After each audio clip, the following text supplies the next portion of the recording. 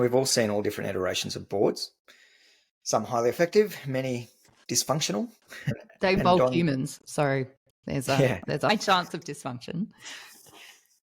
There is a blog post going up on our site at the moment, Don, that you wrote around boards. Yeah, I think Laney's point, the boards are a collection of humans, and humans are most functional operating together when they got some rails to run on.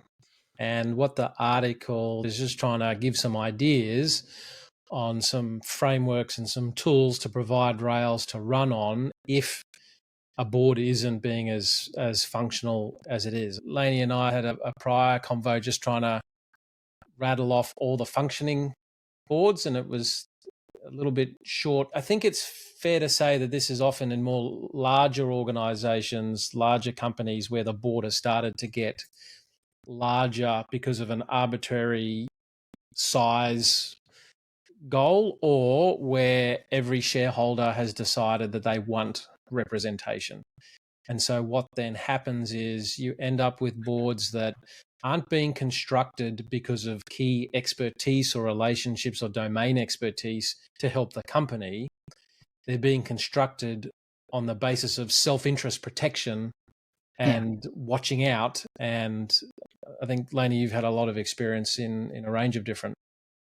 I guess it's a key piece where we see this lack of alignment or alignment fall apart, is because you've got a lot of people that they're not in those seats because they can be useful for the company. They're in those seats because they have a particular agenda, and that can put a significant impost on management teams, because they spend a lot of time managing those different agendas or those different goals, instead of having a kind of a harmonious group who understand that their role actually is to do what's in the best interest of the whole shareholder group as a collective, as opposed to pushing their own agenda. And I think that can cause some real dysfunction, which, when things are going really well for a company, is often masked and can be managed and overlooked. But when things go not so well, which inevitably happens for most companies, those dysfunctions can really blow up into big issues, which can cause harm to the company and can be its undoing as well. And the poor CEO ends up in the linchpin between two triangles. There's a triangle on the bottom of the organization that's shaped the normal way, and then they're in the middle, and then the triangle of the board facing the other way. And they're getting these pressures where they're running around. And it segues to a podcast we'll be releasing with one of our portfolio companies, with Claudia and Russell from Apply ID. And they mention how important it is to have that strong chairman role, and the role that the chair should be providing between management, the board members, shareholders, to try and provide a bit of a filter. And so what this article tries to put forward is that once you're on a board, now you could be the CEO, you could be the chair, you could be one of the other board members, and you start experiencing some very common things around lack of communication, lack of trust, self-interest coming to the top. That's the point where, if you don't pause and start to put some process in place, some rails to run on, things tend to get worse. And what often happens is the saying, the fish rots from the head. If you start to get really dysfunctional at that board level, that ultimately starts to cascade itself into the organization. The first step, a bit like the medical analogy, is no good doctor ever gives you a prescription without diagnosing it first. So you've got to have a process where you can get all your issues on the table. And then the next step before trying to jump in and solve is, hang on a minute, let's just try and see what's causing what. And in the article we use with companies, it's a sort of a chain of causality approach that looks at our culture and climate and structure and managerial approach combines to infect the operating system of the place.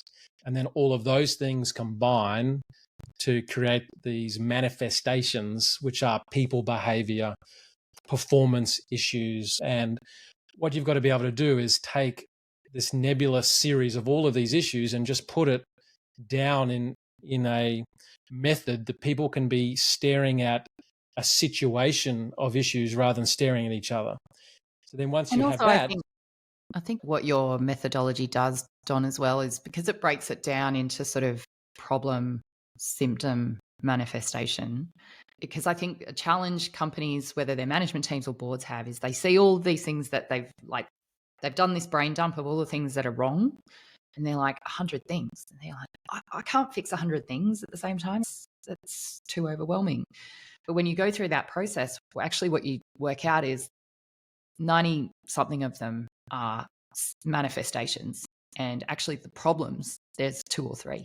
And so you just focus on fixing those problems and everything else should knock on and sort itself out, which I think makes it manageable. And the additional health analogy is, if you turn up to the gym at day one to try and start lifting the 500 kilo weight, you're either going to give up or you're going to hurt yourself.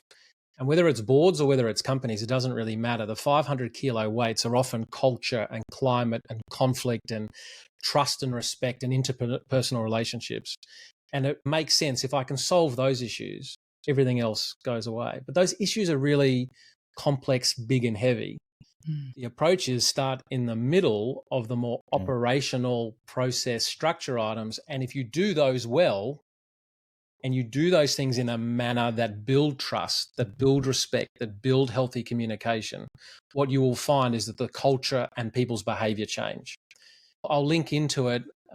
In a previous life, I did a bit of stuff with Jack Cowan of Hungry Jacks and Domino's. And there's a 5-minute video of him talking about one of the sessions with one of his teams where he was disappointed not to get to the record of, he only got to 240 problems inside one of his businesses, and he was pissed to know that the record is like 300. But actually, when you break it down, there were like 10 things that, if handled well, will solve all of those other things. But if you don't have a mechanism to try and identify that. And so at the board level, we're just using the same approach, really. It's just that the board has their own challenges, just like the operations have their challenges. And then you just need a process to prioritize which of those 2 or 3 or 5 or 6. And I put some ideas in that article.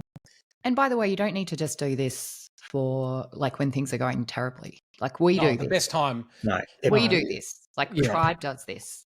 Yeah. Don forces us Absolutely. to sit down and list all the things we dislike or problems that we see in how things are going, and then we work out which is the problem and which is the symptom, and then we try and solve it.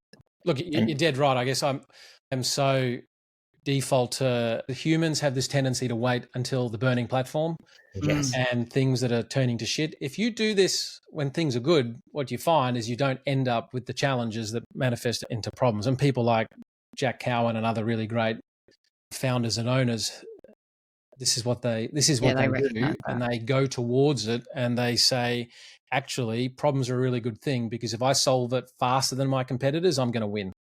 Yep. It's a beautiful framework, and having it as a practice. And Don, you introduced it to me a while back, and using it even for personal life and other things. It's a great Well, after tool. this call, I'm going to get my chain of causality out and put haircut, and then we're going to... Yeah, highly recommend that particular post to listeners. And it's such a beautifully simple framework. That's the power of it. It's just a really incredible framework to adopt.